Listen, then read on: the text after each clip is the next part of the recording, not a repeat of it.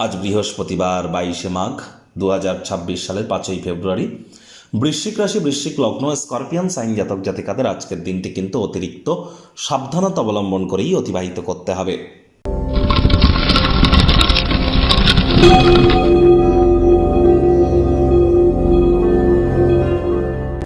ভিডিওটির শুরুতে স্ক্রিনে আপনারা দেখতে পাচ্ছেন বৃহস্পতির বীজ মন্ত্র ওম গ্রাং গ্রিং গ্রং স গুরাবে নমঃ। সকাল দুপুর সন্ধ্যা 3 বেলা মিলিয়ে এই বৃহস্পতির এই বীজ মন্ত্র আপনারা 108 বার জপ করুন। এটি আপনাদেরকে বহুলাংশ উপকৃত করতে চলেছে। কারণ প্রথমত বৃহস্পতি মানেই কি? বৃহস্পতি মানেই আমাদের বিবাহ, সন্তান সন্ততি, আত্মীয় পরিজন, পাড়া প্রতিবেশী, আধ্যাত্মিক চিন্তন চেতনা, জ্ঞান, নামযশ, খ্যাতি, প্রভাব, প্রতিপত্তি, ঐশ্বর্য, এগুলির ধারক কারক বাহক গ্রহ কিন্তু বৃহস্পতি। গুরুত্বপূর্ণ একটি প্ল্যানেট, আমাদের শরীরের ওজনকেও কিন্তু বৃহস্পতি নির্দেশ করে। তাহলে অবশ্যই বৃহস্পতির নাম জপ ধ্যান আরাধনা করুন। আর বর্তমানে কিন্তু বৃহস্পতি বক্রী আছে, একটানা 7.5 বছরের জন্য তিনি অতিচারী হয়েছেন।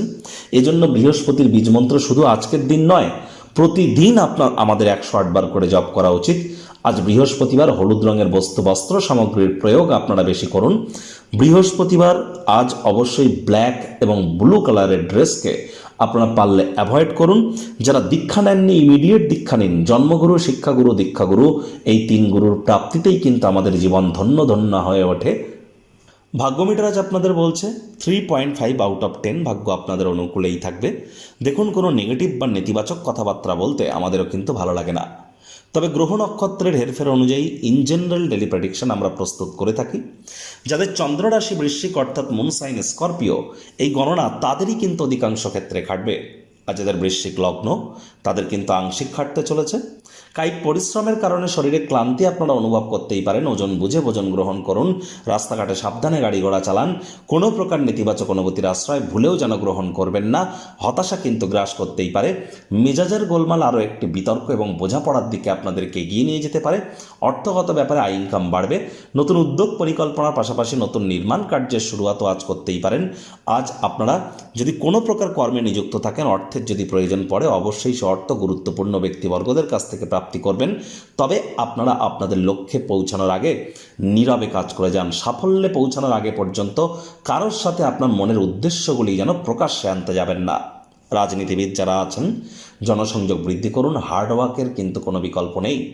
শিক্ষার্থী বিদ্যার্থীদের পড়াশোনায় মনোযোগ আরও বৃদ্ধি করতে হবে।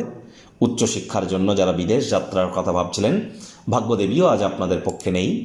সন্তান সন্ততি থেকে থাকলে তাদের দিকে সজাগ দৃষ্টি আপনারা বজায় রাখুন। হাউস ওয়াইফ যারা আছেন, দিনের শুরুটা তাড়াতাড়ি করুন। প্রেমিক প্রেমিকা, স্বামী স্ত্রী, না ভাব ভালোবাসা রোম্যান্স, না তর্ক বিতর্ক অশান্তি, কোনোটাতেই বাড়াবাড়ি যেন করবেন না। অন্যান্য দিনের ন্যায় আজকের দিনটিকে সাধারণ হিসাবে ট্রিট করবার আপ্রাণ প্রচেষ্টা আপনাদেরকে করতে হবে। শত্রুপক্ষ বিরোধী পক্ষ একটু হলেও শক্তিশালী থাকছে।